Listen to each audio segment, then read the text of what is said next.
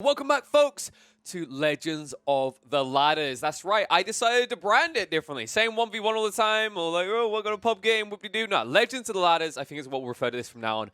And we've got quite a fun one, because we've seen loads of mirror matchups. A lot of them tend to be boring, right? Oh, Roost and Roost, Pew Pew Ponies everywhere. HRE and HRE, who can get all the relics? Whoop-de-doo, we're bored of that. Let's go for the one that we never see twice. In fact, up until recently, we've barely seen them at all, right? After the nerf, the sanctity, they seemed kind of dead, started to make a resurgence, but now, finally, we get to see Deli on Deli, and it is on your screens in just a moment. Welcome back, folks. This time on Danube River, and we will be joined by David Kim in the red and Siege Enjoyer in the blue. Both of these players featuring on the channel in the series before.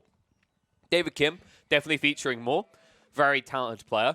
This could be a meme account. It probably is. I'm still living on the hope that this is actually the real David Kim, and he's just this damn good at the game, because right now he's sitting in 33rd, currently matched on elo rating with the Snake, the Viper himself, at 1,798 elo. Meanwhile, Siege Enjoyer was sitting down the 200-300 range, but recently started to surge upwards quite well, now sitting in 56th place with 1,753 elo rating. With only 283 games played, that's impressive. David, 288. These guys are pretty matched on the ladders, and they're definitely matched on the game count. So I think this will be an exciting one, especially here on a water hybrid map, right? We might get to see those kind of microcosms that make the difference, right? There's small iota of choices. And it's always interesting to see how things can diversify a bit when you've got the start top versus start center, right? Remember on Danube River, one of these players will always start in the back corner, and then the other, like, mirrored will be in the center. So a one we see quite often is the northern player sitting here and the southern player sitting down here.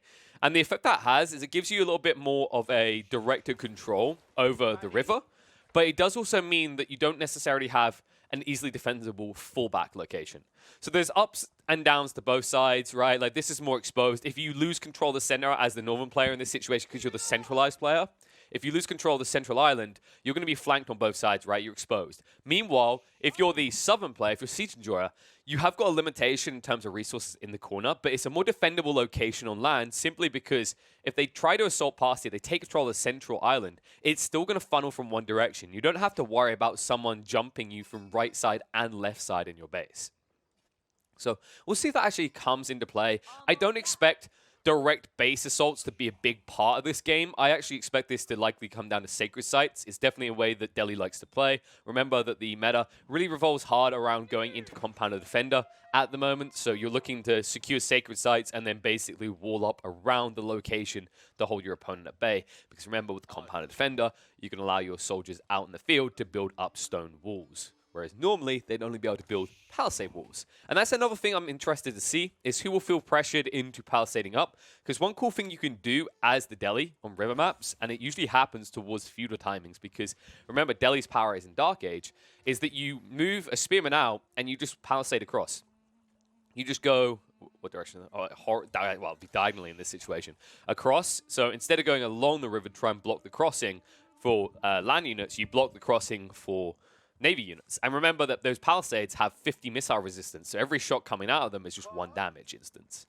And that's a pretty cool tactic. It buys you a lot of time. The reason it's important as well is because while Deli do thrive on Dark Age with the bombardment of fishing boats that do 7 damage each, their issue is immediately hitting into the Feudal Age.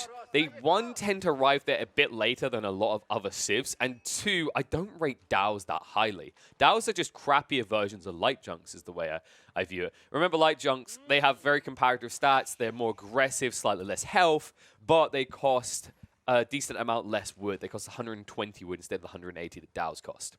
And then also, the other escalating factor is, if you're playing Deli, you want to buy as much time as possible as the game goes on, because then you're talking about baglers in later phases. And then Zebex I've yet to see look good.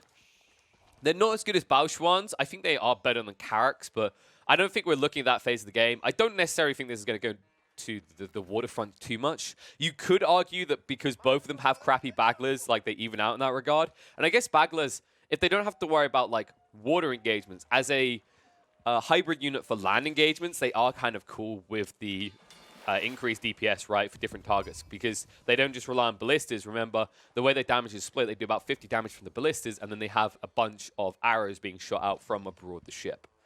And the reason they're bad, by the way, is because Baglers, that damage with the arrows from the ship is meant to add up to 100 still. But what the devs maybe didn't equate into, or maybe they didn't, they just thought it was balanced, was in that calculation, whenever you have different instances of damage, every single instance has to be affected by missile resistance, right? Or melee resistance, although we don't really have multi-stabs right now. Maybe we'll get them with newer civs. But the main one is the missile resistance, right? So, for example, say you have a Jugnu and an archer, and both of them start firing at this town center. Let's imagine the town center isn't firing back, and we're just saying there's 2 TCs here, who can kill it quicker? The Jugnu should actually kill the TC quicker because the archer is shooting 1 instance, which is being reduced to 1 damage, because remember, you take your damage number, which will be around like 10, like 8 to 10 around that number, and then you're reducing it for 1 point per point of missile resistance. So in this case, you'd be down to 1, right? It lets you go to a minimum of 1. You can't go to 0. However, Jugnu shoots in bursts of 3. So every attack round that they do would be doing 3 damage because each of those instances would be reduced. That's also why Jugnu are incredible against unarmored opponents and terrible against armored opponents. Is because per shot, they're doing less damage, but that damage is done in multiple strikes, which allows you to like dish out a lot of damage to, say, a villager here, where let's say you do 5 damage per shot and you have 3 instances, you'd be doing 15 compared to an archer doing like the just normally 8. Obviously, Jugnu aren't in this matchup. I just thought it'd be interesting because Bagler's a little bit harder to imagine right now in people's eyes. Everyone sees Jugnu. They know exactly how Jugnu work by now, more often than not. But that's why Baglers feel rough, because when you're in a water engagement, and especially when you think about the resistance of ships, like these fishing boats are the exception, but most of the ships that come out have between, I'd say, 3 to 6 armor by default, right? Hulks, for example, have 6 armor. It means that you don't really do enough damage because you have 5 instances of 10 damage that are being reduced as a Bagler. It just sucks. That's the TLDR, guys. Baglers are the worst thing on water next to Galleasses that the French have. And with that tech up, notice this choice, by the way. David is being very defensive. He's doing that wall up we talked about. I'm surprised he jumped the gun here. I maybe think his concern is his opponent is likely to play hard onto water. He did scout the second dock. So in his eyes, he just wants to gain whatever he can safely. And then he could potentially field military, but that means now his economy is protected. The enemy naval force can't go straight for his fishing line. And he can maybe just drive past that military line and go straight for his opponent's fishing line. And more importantly, it looks like David wants to play a bit aggressively on land, right? He's already got archers coming out. You can see them moving across. Does need to be careful of the Dow, though. And that is a whoopsie-daisy. David's going to back up. We'll lose 2 of them, though. Oh, no, they live.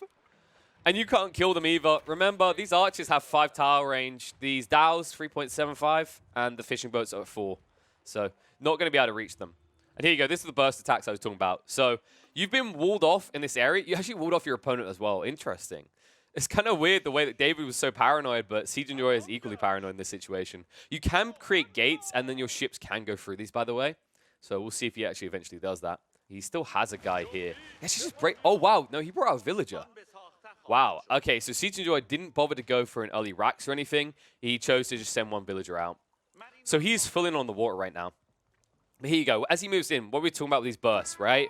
He's going to shoot 4 attacks of 8 damage. They're all going to be reduced to 1 damage, but this is better than, say, a ship that would shoot 1 shot of 50 damage against the palisade, because that would still be reduced to 1.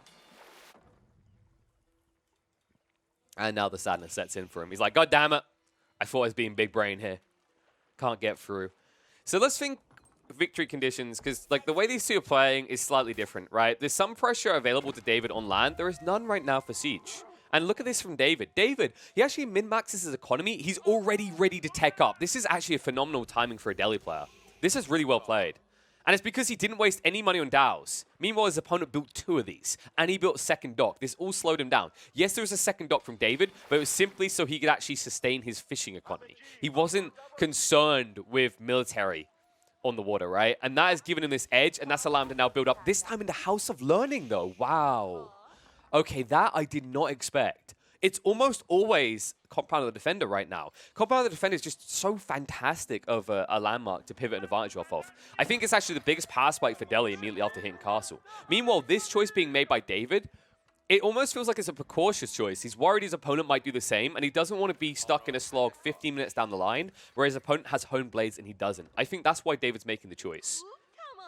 We'll see if it backfires against him. I like this securing on the Sacred Sites at the moment, although the Horseman coming out is a good play by Siege. And remember, these Horsemen do a lot of damage per hit to the Archers, so you're going to lose your small Archer battalion. You will be teched up soon. Question is, what is your play then? Your opponent is showing Horsemen. You could start to just build straight into Tower Elephants. That's kind of what I'm expecting. Especially considering your opponent has already shown the Horseman, right? So he's not going to have a racks down. He could build one after the fact, but you're at least going to have that initial kind of burst out. So I do expect maybe some Tower Elephants, but at the moment it's going to be crossbows. Interesting choice here. Against light melee cavalry, not really going to get your bonus damage. You're still going to get bonus damage against you because you're a ranged unit. Bit of a surprising choice. Oh, wow, this Horseman. Yo, don't mess with the peasantry, guys. All right, we arm all our people with shivs. So here you go. Siege could just actually charge in on these crossbows. Kind of surprised he didn't bother. So he will back off for the moment.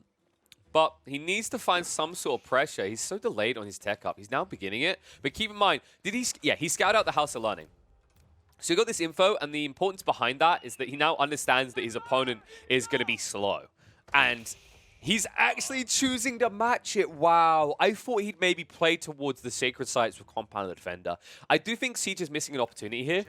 Because David blinks first, your option is to actually wall up around these Sacred Sites with stone walls, capture them, and then force a 10-minute victory condition timer, right? That's actually a great play because the problem with House of Learning and Home Blades, as you can see, right now for David, it would take 22 minutes. Now down to 19, but still, by the time you've got maybe like 2 mosques full, you're still talking like 13 to 15 minutes. And it takes time to build up those mosques. And that's why House of Learning has just fallen off the side of a cliff. No one likes building it right now because trying to build and plan for something that's going to come into play 15 minutes down the line is a terrible game plan. That's like a I like my base pretty in Imperial Age type like mindset, right? That's not a winner's mindset. That's a I want to see just how big my base can be and how pretty and sparkly with all the confetti. Yay. Like, just don't do it, guys. And there we go. Tower Elephants now coming out. Sacred Sites being capped in the meantime. It looks like David's going to be beaten to the punchline on the southern one, so pressure's going to be on him. Only a little bit of pressure, though. Like we said, no Compound of Defender, no way to just stonewall these up without sending out villagers. And I don't expect either of them to do that anytime soon. I guess I better prep that Sacred Site timer just in case. I could easily see it going that way. So I'll just have that in reserve. Yes, I've had to be careful because I've noticed some weird stuff from OBS where changing text in one location was changing text in the other. You guys might have noticed it in one of the recent esports games where the Team Korea and Japan reset to AoE 2 and AoE 4.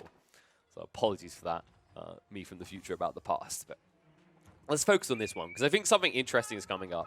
You've seen your opponents building Tower Elephants, and you're choosing to do so the same. This is not an optimal choice out of Siege. I would love to see something else coming out that actually counters out War Elephants directly, because you're already outnumbered, right? Your opponent is pushing them out. You admittedly have more archery ranges, but you don't really have the means to sustain out of all these archery ranges, so you're not really getting additional value. And your opponent already has 3 War Elephants in the field. This is a big advantage. And I like this play by David. He actually secures the Sacred Site already. He moved in with the crossbows, understood that his opponent wasn't actually pushing new military units, and instead, Siege Enjoyer is making this choice. He's going to actually move in on water. He's built the Baglers. We said this might come into play, because remember, you're not up against Hulks, so you aren't facing off against something that directly counters you. The cool thing about Baglers, the one niche kind of interesting usage is this. You notice what we're talking about with the range damage, where it's a 5 burst attacks. Notice the other detail there. You get bonus damage against incendiary ships, something that Hulks do not get. So this is where you can actually hold the straight, even if boom ships start to come out from David. But right now you see, David doesn't even care. He's just getting extended lines. He's looking to actually get maximum value out of his fishing fleet. It's going to take a while, mind you. He didn't daisy chain this, so it's not getting the increased tech research speed. Remember, Delhi, the way it works, you don't pay anything for these researchers. It just takes longer by default, and you use mosques networked in with your buildings to actually increase the rate at which you research. So War Elephant's moving out. David's building it up. I just don't think you want to necessarily play into this choke point before you have that critical mass. He's going to try, though. The backline could be quite the difference maker here. We'll see. Needs to be careful and back the backler up, though. It's actually getting blocked in. Ooh, the elephants. The elephants almost reached there. That would actually been a game breaker. Don't underestimate the damage these elephants do with the tusks. The spam, especially with the animation cancelling, is huge. And now the drive-by. Chase down is slow, but he will definitely win this one out. Even moves inland to ensure the backler cannot attack him, and he will look to decap the Sacred Site. The Sacred Site, remember, is giving double the amount of gold trickle most civs get. Most get 100, but with Sanctity as the deli, you get 200 per minute. And that's one War Elephant already down. Second one soon to fall, and look how much exposed economy he's got here. If David keeps moving like this, he's going to kill a lot of fishing boats, and it's a big deal. Because it's going to slow down the rate at which you're able to actually push out these elephants, right? These elephants that are already outnumbering you on the other side. Oh my god, the boom ship, though! The attempt is good, but they're so damn tanky with these elephants, he's not able to outright kill them. And so many fishing boats are going to be sunk here. He's going to back up for the moment. Respects the fact that he has actually got some heavily injured elephants, so doesn't want to give that over and lose the number advantage. He needs to get some scholars out. He could heal these up. Because now he holds the center. The pressure is on Siege and Joy to bring the fight to him. And him coming more elephants still, as well as scholars. So yeah, he's going to be able to get these healed up. Has he got the increased heal rate? That's actually quite a big deal. Yes, he has. So he should be able to actually juice these up to full health at a decent pace. Palisades are going to delay everything as well for Siege Enjoyer. And now pressure's on him. Both of these have been capped. It was about 15 minutes, right? I'm just going to assume about 15 minutes. Apologies if that's not 100% accurate. We had some cool stuff going on here, right? Between the boom ship play, the way the backler kind of influenced the fight. Like, these small details, just actually misstepping one moment there can cost you a lot. You saw how close it was to costing him the elephants, right? Two of them just being heavily injured at this stage. And now, this is my concern. This is what I was worried about, right? Siege Enjoyer, he wasted an extra 300 wood on additional archery ranges, which can't push out elephants right now. He lost some of his fishing economy. That's stunted him again. He's not hitting into his opponent's economy. That's also hurting him. And he has no pivot. He's not transitioning. He needs to transition. He's the one losing right now. And finally, we are going to see it. Spearmen are being built. But this should have been happening a lot sooner. A small contingent of spearmen in the mix could have made quite the difference, especially if you research Forced March. Remember, that's the thing that makes the deli quite interesting. Spearmen can feel funky for a lot of civs up against Tower War Elephants because of how many you lose on the entry to try and reach the elephants as they retreat. The thing that you have, though, as the deli, is you have Forced March, which just allows you to gap close in the blink of an eye, which I don't think he hasn't researched Forced March, no. Huh. It's kind of surprising. Really, really powerful tech, actually. He must be... Yeah, I think he's researching it in a secondary blacksmith. I just can't see it. Ah, there it is at the back. Yeah, so he's going to get into it soon. That's a really big deal breaker, right? For those unaware, as you can see reading there, for 10 seconds, you move 100% faster. You can't attack. But the whole point is it allows you to gap close. So what you do with the spearman is you force march, you wait maybe 2-3 seconds, then run them in, so you've got that small gap where you can't attack, and you wrap round in front of the elephants. You trap them, right? And then they're pushed between you and the tower elephants that are pursuing them. More backless, sniping out a few crossbowmen. Good use here. Siege Enjoyer has invested heavily in the backless. The problem is that he's not really cutting off reinforcements from getting across. Look, they're just going to move in from the north. This is the wrong position for him. He actually got blocked on the walls by David. This is so well played. It buys him a lot of time to get additional elephants in to make sure he's never outnumbered. And now, is he thinking boom ships himself? He has created a gate here, which might suggest that he's going to get aggressive on water as well. And looks like there's going to be expansion out. Delhi, of course, remember, they double the capacity of berries and gather quicker from them. So he's just looking for that max value. This is a juicy one as well. Berry bush and deer close by. This is the dream. And this is going to sustain David for a long time. Fight going on. Siege is outnumbered. 3 more War Elephants, but more coming in actually for Siege Enjoyer. So just a 1-number advantage. The Bagler might make a difference here, though. And David getting a little bit over-aggressive as he chases in. Doesn't want to retreat away now. Trying to ignore the spears, backing up. Going to lose one of those War Elephants. Crossbows, just trying to target out. Boom Ship's going to back him off. And remember, he has got the Scholars, so he can heal up the damage. And there won't be a pursuit. Siege Enjoyer took just as many casualties in that fight. And the crossbowmen are becoming a problem. The Baglers are making it frustrating for David, though, so he can't keep pursuing. He doesn't need to, right? He's closer to winning. Apologies, I just realized that never shoot up. So we're about 4 minutes in around that mark, and that's why this move comes out. I like this from Siege. He moves on the southern side with just a small group of Lancers, right? Burn your way through, you'll be able to decap it in time, and you're going to force your opponent to respond there. Fight going on again. Heavy casualties in David's Elephant line, though. Meanwhile, Siege, his ones are pretty damn healthy. He's going to force a back away, and he's going to lose 3 elephants in the blink of an eye. Luckily, he had new ones coming in, so once again, Siege cannot pressure in. Siege is also achieving this without healing his elephants. Notice that detail, right? David keeps bringing out these scholars to try and heal up his elephants. That's never the case for Siege. I haven't seen him once utilize the healing abilities of his religious units. And now you're pinned in. David, this becomes really difficult. He needs a sneak-in point. He could try for the center again to get more elephants in. You can see that the Baglers are starting to siege through. And he just can't reinforce now. And that's going to allow the push in. Siege is going to make a move. Skull's going to back up for the moment. Elephant on elephant. This is looking good right now for David. David has the number advantage, and effective DPS is in his favor, courtesy of the crossbowman. Spearman are helping out a little bit for Siege. He needs more here. Scholars just trying to keep the healing going, keep as many of these elephants alive. Min-max them to the best he can, but they're still going to start to fall here. And only 3 left for Siege, but his are more healthy right now than David. However, he needs more Spearmen in the mix to really get through these elephants quickly. The Scholars are making the difference, and they're not being targeted.